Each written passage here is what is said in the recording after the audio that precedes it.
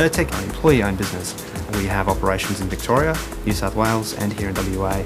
We run a variety of projects across the country, from remote resources-based projects like Wheatstone, Barrow Island, Impex in Darwin, through to really local small projects. Resourcing is really critical inside of our business. The biggest point of pain for any contractor in the civil construction industry is really getting people to the project fast enough at the front end to start the job and really get it going. And that costs quite a lot of money. So one of the critical things we need to be able to do is move people from project to project. So what that means is that we have a core group of very skilled people that we're moving around that we can rely and trust to actually do a good job for us.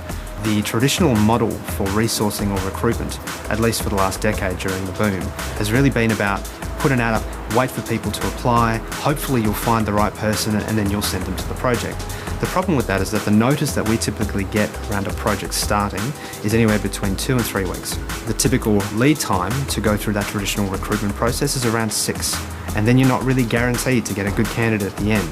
That has resulted in a range of problems on different projects. LiveHire has a massive impact at that particular space. What LiveHire does is has a big impact on our ability to find the right people prior to needing them, build relationships with them, and then when a job becomes available, we know who they are, where they are, we can contact them straight away, and if they're available, we can start them. We're going through a constant process of connecting with people and building them into talent pool groupings that is specific to particular needs that we have.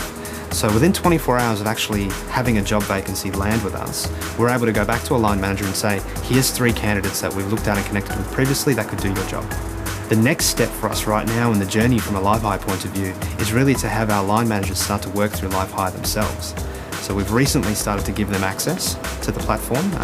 The preliminary feedback's been quite good, and the guys are being relatively active in terms of getting into the database. So what that's done is had a huge impact on our time to fill data.